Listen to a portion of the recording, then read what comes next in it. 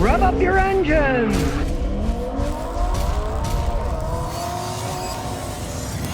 Today, I'm going to show you some products that actually work, that can save you money and hassle, make things easier around your car, and as usual, there are no companies paying me to advertise any of these products. Now, thousands of companies send me their stuff. Yes, they send them to me.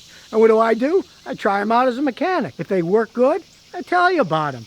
If they stink, I'll also tell you about them too. I get some real stinkers that aren't worth baloney. But in this case, there are some things that can save you a ton of money if you want to learn a little bit of how to work on your car and save a ton of money. Now the first thing is this AC recharge kit. Here's something that everyone needs to know. All car AC systems leak a little bit of refrigerant. And here's how you can often tell. The other day it was 101 degrees here in Tennessee. When I turned the AC on, it was pretty cold coming out of this side, but not as cold coming out the driver's side. Now after a while, the driver's side got cool, but the passenger side was freezing, and this was just cool. Now that is a typical sign that your AC is low on refrigerant, because your AC evaporator, you can see the lines, is on the passenger side. So if it's low on refrigerant, it'll have enough to cool the passenger side, but the time the air gets to the driver's side, it's not as cool. And if the only problem your car has is that you're low on refrigerant, you can use one of these add cans to fix it. Particular ones from AutoZone, and you notice it has a gauge. You really have to have a gauge to do it right so you don't cause any problems. You find the low side line, that's the fat one, and you unscrew the cap. Now you don't have to worry about putting it on wrong, because if you try putting this on the high side, it won't fit. The high side down here is bigger. So all you do is this. It just snaps on. That's it. And you turn on the AC. Full blast, recirculate. Try about 30 psi in the green, which is good. And that's because I just filled it up. To fill it up, all you do is push this down. Then when you're done, you just pop it off and put the cap back on to keep dirt out of the system.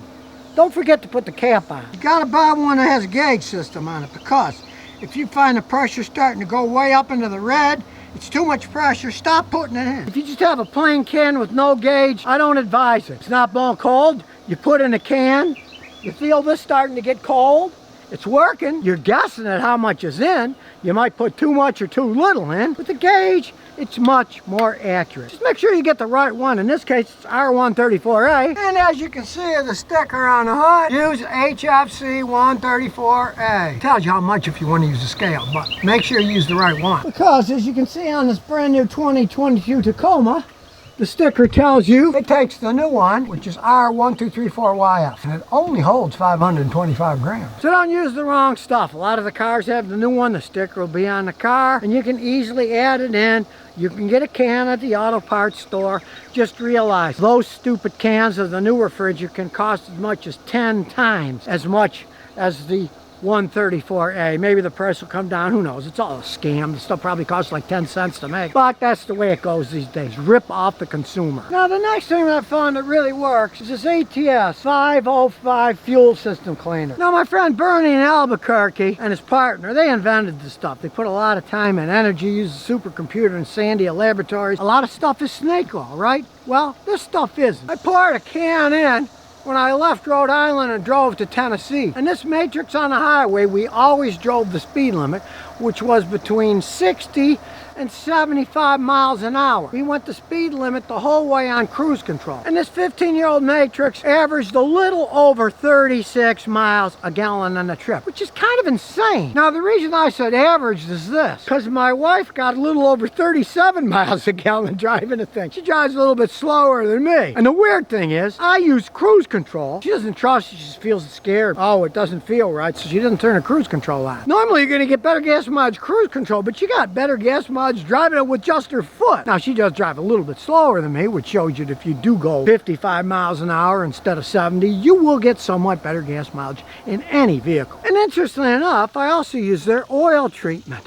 in the engine oil. And if you watch my other video, I sent the oil sample away to the company to analyze it. Well, I just got the results back. And as you can see, the Z engine score is 10 out of 10. It shows you all the different concentration of stuff that's in it. For a car this old, to get a perfect score and to get that kind of gas mileage, now I do have to say, I wasn't scientific here. I did both the oil cleaner and the fuel cleaner, so who knows which one made it get better gas mileage. Maybe it was both, but I gotta say, they're kind of interesting products. They do what they're supposed to do. They clean out all kinds of carbon. Stuff is often hard to find because Bernie's a small operation in Albuquerque, New Mexico. Every time I want something, I just type ATS Albuquerque, New Mexico, and it always comes up that way. It's the easiest way. I would have thought a little cooler name, but what the heck. And hey, the stuff works. What more can I say? But the next time in Albuquerque, hey Bernie, you owe me lunch. And a margarita, maybe 2 margaritas, I don't know. I just like passing on good information. Hey, you get to watch these videos for nothing.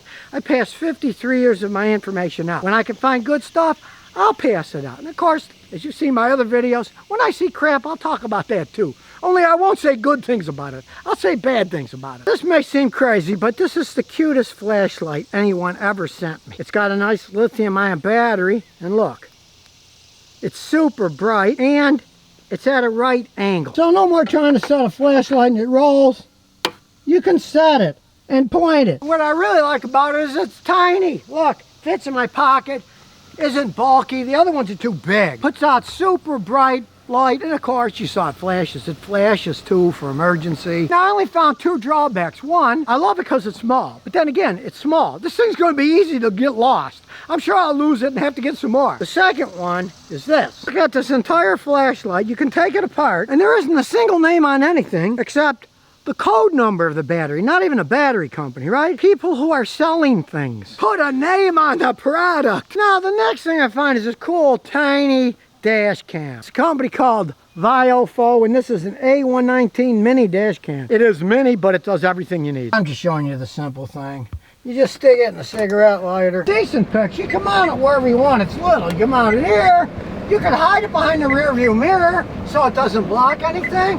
Or if you want to watch, you can put it up here, and then it's not in your line of vision, and the adjustable camera can be set anywhere you want. Now it has all the bells and whistles. You start the car, it automatically starts up. If you got it parked, somebody hits the car, it starts recording. It has an emergency button to keep the recording from being erased. The memory card is 256 megabytes. It can record an awful lot, and then it records over. It keeps going, but once you push that button, that little scene is saved forever. It also has GPS, shows you how fast you're going. Does all kinds of stuff. I'm a real fan of Russian and other car crash videos. You might start a YouTube channel filming this stuff yourself, but it's a great safety feature. You get in a wreck, it's somebody else's fault, and they say, well, he backed into me. It shows the whole thing of what happened. The only warning that I have, if you own one of these and you drive like an absolute maniac and cause accidents, maybe it wouldn't be a smart idea to show the evidence to the police.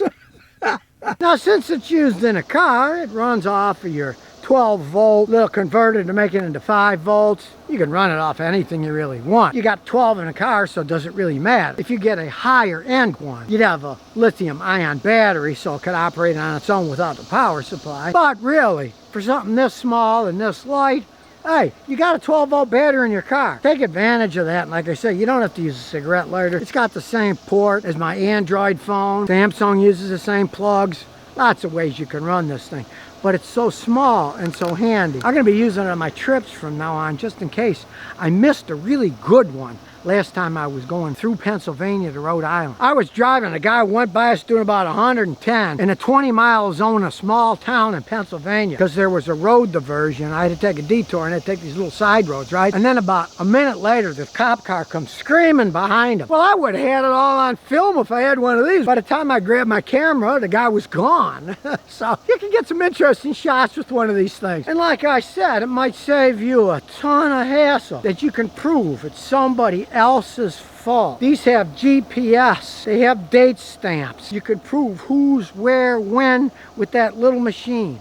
Somebody come and lie, or they got a passenger who says, oh, that other guy ran the red light. You got proof. They're handy things to have. So now you know some really handy tools that actually work. I'm here to help everybody out. And in that vein, if you've got a product that you think is worthwhile, hey, send it to me.